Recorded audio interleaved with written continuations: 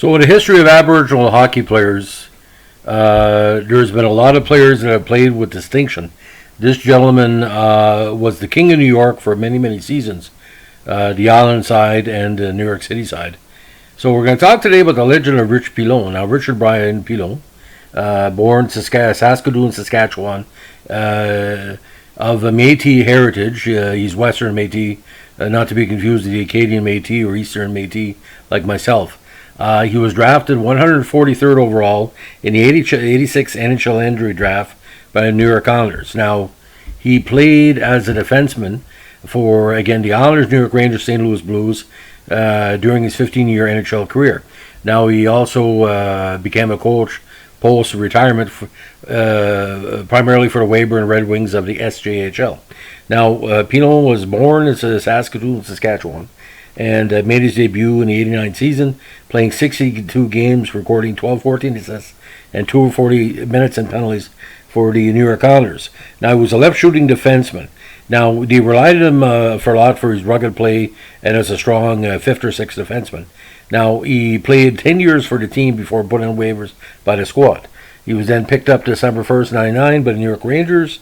Due to injury, he only played 2 parts of 2 seasons for the Rangers before he traded to San Jose for a 7th-round draft pick, days before he became an unrestricted free agent in 2001. Now, he's then signed by the St. Louis Blues on July 10, 2001.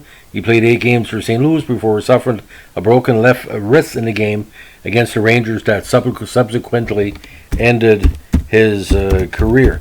Now, what's really unique about Pilon, you wouldn't really consider him a dirty player or a goon or whatever, because this guy, ladies and gentlemen, he came up in a very strong program that doesn't get enough respect like it should. The Prince Albert Raiders was a strong WHL team for a number of seasons, and 88, when he was eventually drafted, he put up 47 points in 65 games.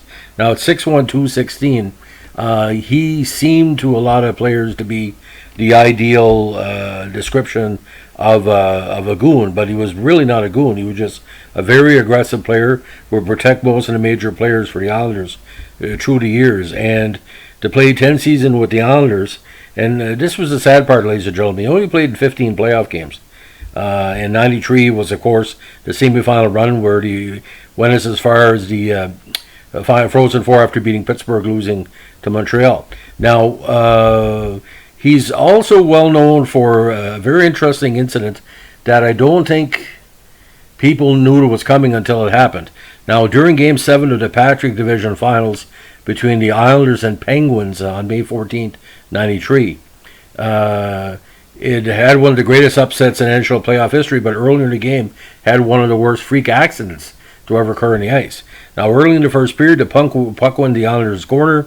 The Penguin star power forward Kevin Stevens skated in hard in an attempt to hit Pilon, who was battling for the puck, but instead was met by Pilon's visor, which knocked Stevens unconscious in midair.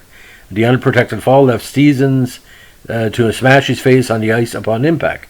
Now, Kevin lay motionless on the ice for several seconds, with the referee and Penguins teammates concerned, and a pool of blood formed around Stevens' neck before the team trainer attended to him.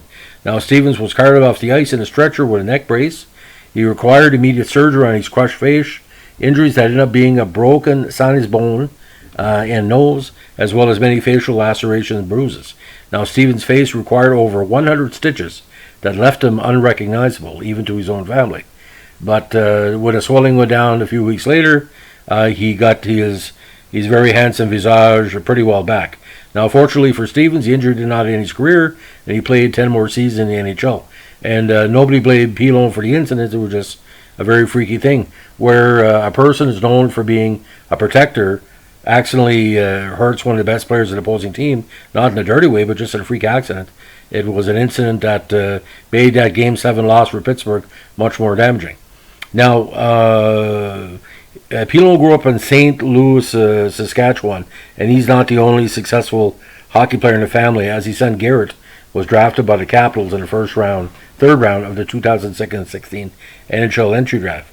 Now, Pilon now lives in Saskatoon with his wife and children, where he works with a uranium mining company.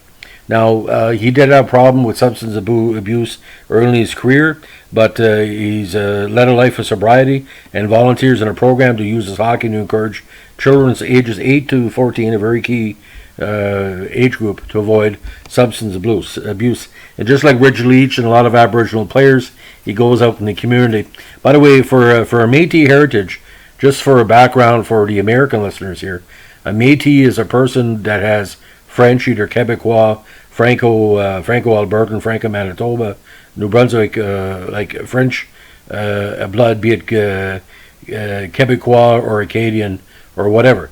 The Métis Acadians are not recognized by the Métis out west, but I can tell you the 100,000 people in New Brunswick that are of Acadian Métis descent were not as, recognized as the other Métis federations. See, the Métis out there is the Louis Rail Métis, and we're kind of related to the third, fourth, and fifth wave before and after the expulsion of 1755. So I'm not going to get political here, but I'm doing this podcast as a request. But most of the Métis in Saskatchewan and Manitoba don't recognize me, but I recognize them. They say we're a made-up group, and that's incorrect. Because why would I be saying something since I'm 14 years old and lie to all my audience my 37 years? We do exist. And we respect Pilon and the rest of the Métis athletes across Canada, that part of Canada, but do they respect us? Maybe we should have a debate between Pilon and me at a public forum. It should be quite interesting. Anyway, have a good day. Bye.